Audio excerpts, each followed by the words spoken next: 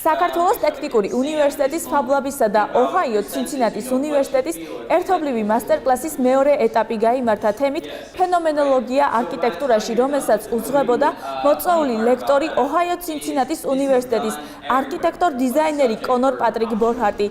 საათიანი მასტერკლასის შემდეგ კი მთელი დღის განმავლობაში მიმდინარეობდა ვორქშოპი.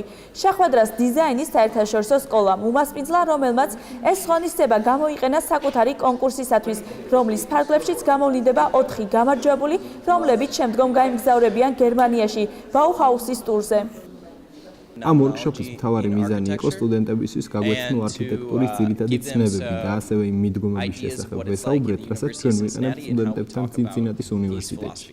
ქართველი სტუდენტები ძალიან მხიარულები და შრომის მოყვარენი არიან და ამერიკელი სტუდენტებისგან განსხვავებით უფრო მრავალფეროვნად უყურებენ საკითხს. კონორ ბორჰარტი ატარებს ვორქშოპს, რომელშიც აწვდის სტუდენტებს სამ ფენომენოლოგიურ ასპექტს, ანუ სამ მეთოდს მუშაობისა, თხოვს მათ, რომ აირჩიონ ერთ-ერთი ამ სამი მეთოდიდან და აი ამ არჩევანის შესაბამისად გადაწყვიტონ ეს საკითხი, რომელიც კლასიკური, როგორც გითხარით, დიზაინერული ამოცანა არის. კიდევ ერთი, ასე ვთქვათ, კარგი ინვესტიციაა ჩვენი ციფრულ ტექნოლოგიებში, რო იტყვიან, იმიტომ რომ თითოეული ესეთი დღეს მიღებული ცოდნა ძალიან კარგად შეუძლიათ გამოიყენონ ჩვენ პრაქტიკულ სამუშაოებში.